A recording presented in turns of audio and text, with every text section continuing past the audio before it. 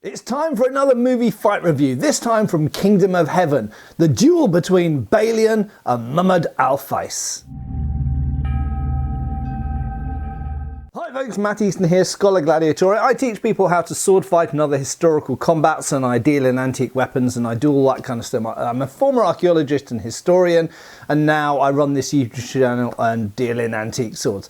So if you want to see more of these movie fight reviews, I've got a whole playlist of them. So if you like this kind of thing, make sure you're subscribed and please like this video once you've watched it. So we're going to look here today at a relatively short fight between Mummad al-Fais, one of Saladin's men, and Balian, that is the main character in Kingdom of Heaven from Ridley Scott. So this is interesting for a number of reasons. Overall, the movie, I like the movie, particularly the director's cut version, much better than the theatrical release version. I highly recommend that if you haven't seen it. I like the movie, I generally speaking like the fights, but you know, people like me to come at this from a historical perspective. Don't see this as overly critical. I'm actually not going to be overly critical because I quite like this fight. There's a bit of a spoiler for you. But this is really just what would I make of it from a historical perspective. So this isn't me, you know, absolutely crapping on the film or Ridley Scott or this fight or anything else. It's just me giving my opinions, and you can take those for what they're worth. Throw them out the window if you like, but I'd be interested in your opinions down below. What do you think? Right, so this is an interesting fight for one major reason. That major reason being that it's asymmetrical, at least to start with. So it starts with a horseman versus a person on foot, so cavalry versus infantry. Anyway, without any more wittering, let's get straight into the fight. So quick little bit of context, Balian's opponent is mounted and he has a little bit of armour and not very much. Balian has no armour whatsoever and all he has is a longsword. Just a little detail you want to notice here, his opponent Mummad al-Fais actually has a shield, a separ as the Persians would call it, a round shield, which isn't at all correct for this period, incidentally. It's completely and utterly wrong, but nevertheless, that doesn't get used. Unfortunately for this guy.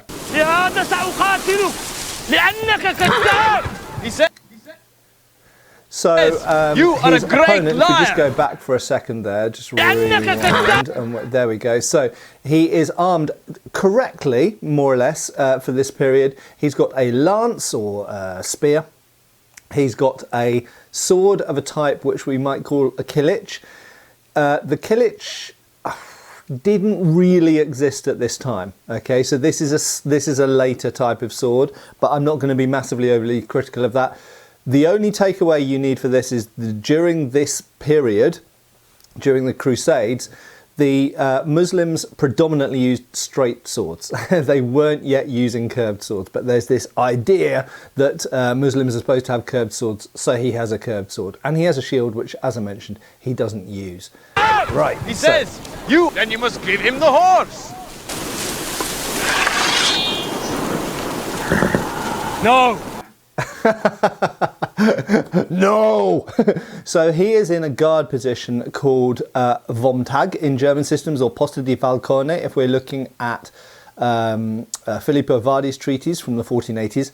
That's much, much later. Now, he's using a longsword. Longswords don't really exist at this time. Some people would dispute that, and they'll point out a couple of really early examples of sort of long hilted swords from this time, but by and large, long swords don't exist at this time. But movie makers love long swords, so whether it's Aragorn or whether it's Balian, they want to give, or Conan, they want to give everyone a long sword. I don't know what they've got against one-handed swords, but a normal knight at this time should be using a one-handed arming sword and a shield. When they've got a shield, he's only got a sword. This guard position, again, it goes with longsword systems. It's a later thing. Earlier on, Liam Neeson's character, his father, has told him this is called Guard of the Hawk, which comes from Posta di Falcone, position of the falcon, in Filippo Vardi's fencing treatise, which is from hundreds of years, 300 years later. But anyway, and as you can see, his opponent is coming at him on horseback. Let's see what happens.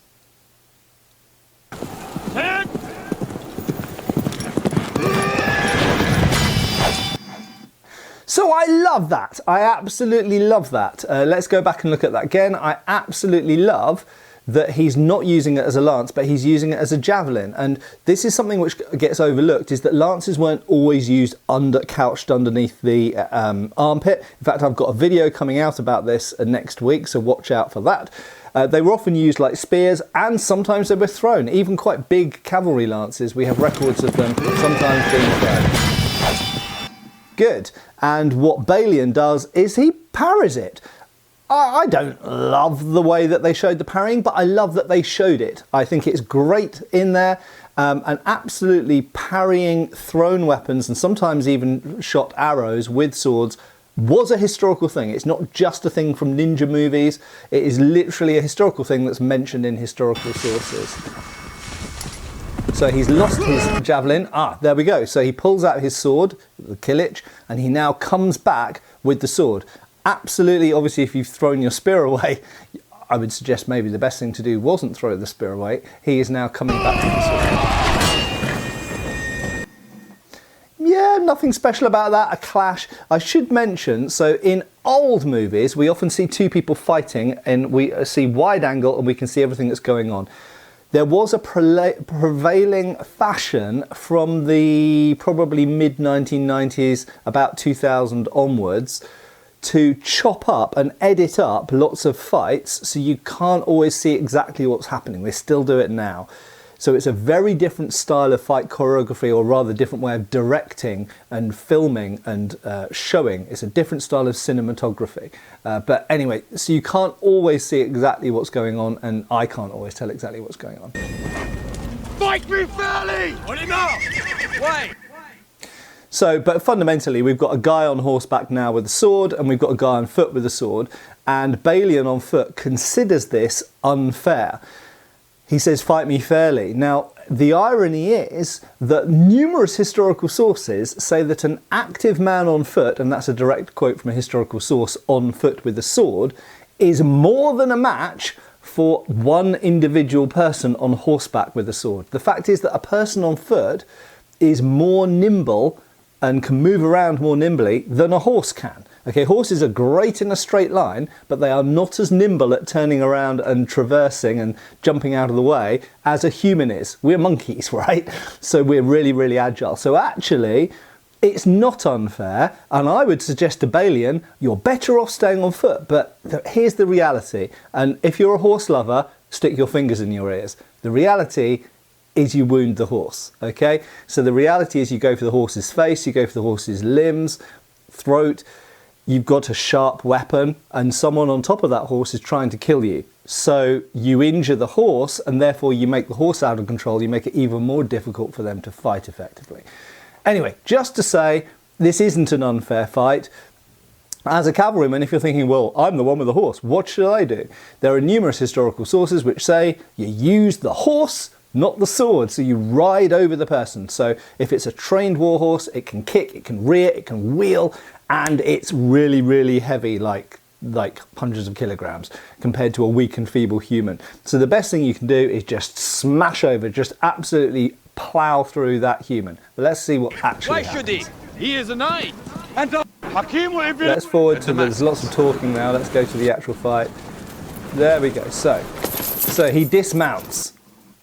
Minor note, he has mail coming down from his helmet, which has a sort of turban around it, but the mail only comes down the sides. That will be important in a second. Right, this guard position he's standing in, resting across the arm, is actually pretty interesting, and it's similar-ish to some positions we see in Dusak and various other things. So it's sort of made up, but it's also sort of historical as well, and quite cool.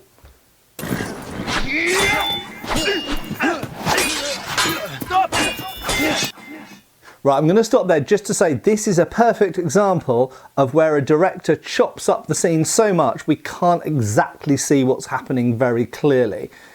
But it looks fine, it looks fine. There's lots of chopping and parrying, a little bit, maybe there's a thrust in there. There's not much for me to say technically about it. I like it, it feels like a fight, it looks like a fight, we just can't see an awful lot of what's going on.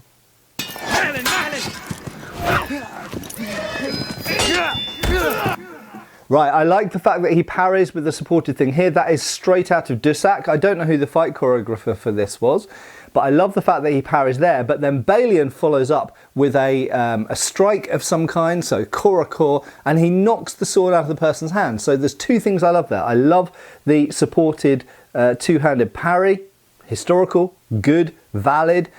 And I love the fact that Balian then uses a closing in, smashing technique which knocks the sword out of the person's hand. It's good. It looks like a real, proper historical sword fight. I think he gave him a slap in there.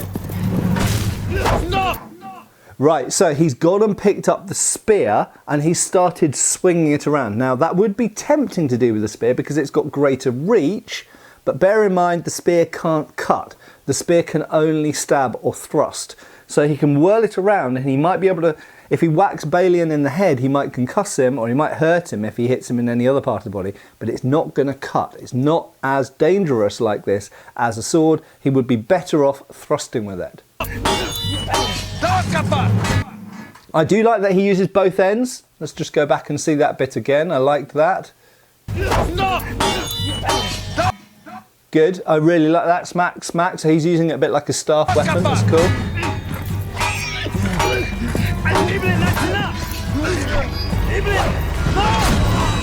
Bam. Right, okay, so I'm just going to go back again because quite a few things happened in quick succession there.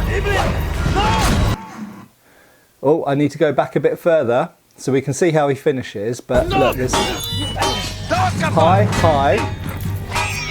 Wait for it.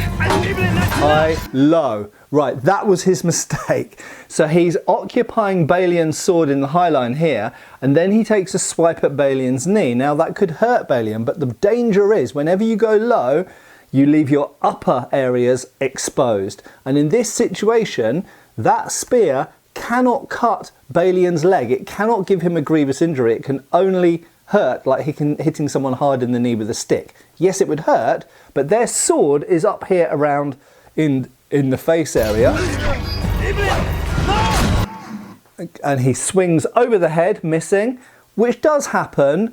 This was clearly choreographed. He was aiming above the head instead of aiming at Balian's head and Balian going underneath it. Personally, I would have reshot that, so I would have had the blow coming in a bit lower and I would have had Balian going in below and then coming up behind the swing. And then he follows through into that void, empty space behind, and slashes across the throat. Blood all over the horse. And the fight's essentially over there. Now, I really liked the fact that the cut came across the throat because this is one of the few places which would quite quickly end a fight with a sharp weapon. You can chop people in the limbs and the torso and even the head sometimes, and they would continue fighting. But across the throat, that's kind of a fight winner. It's kind of an end move. And clearly, you know, you've got big arteries there. There's lots of blood, but also we had that detail of the mail coming down here. And because it's swinging around, the blade, presumably, we have to imagine, went just underneath and took him out.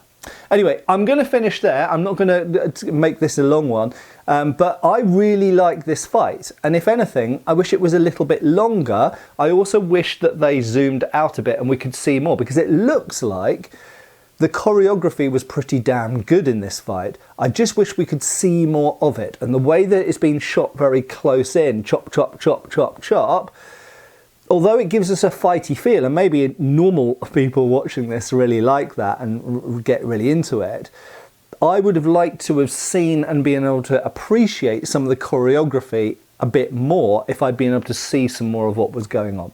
But overall, Kingdom of Heaven is a good movie. There's lots of other fights. Are there any other fights in Kingdom of Heaven you'd like me to look at? I'm happy to go and do so. Are there other similar movies to this, or are there other movies where there are sword fights, knife fights, axe fights, spear fights, bayonet fights, or any other kind of fight that you'd like me to look at in a future review? Get posting down below. If you're not subscribed, please click that button. It makes a huge difference to not just me, but everyone watching this channel, because it gets more shared more widely, and these days we're all fighting against the algorithm trying to get noticed.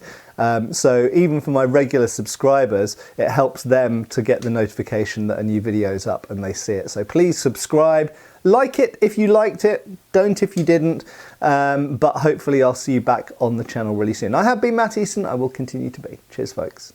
Thanks for watching. We've got extra videos on Patreon. Please give our Facebook a like and subscribe if you haven't already. Cheers, folks.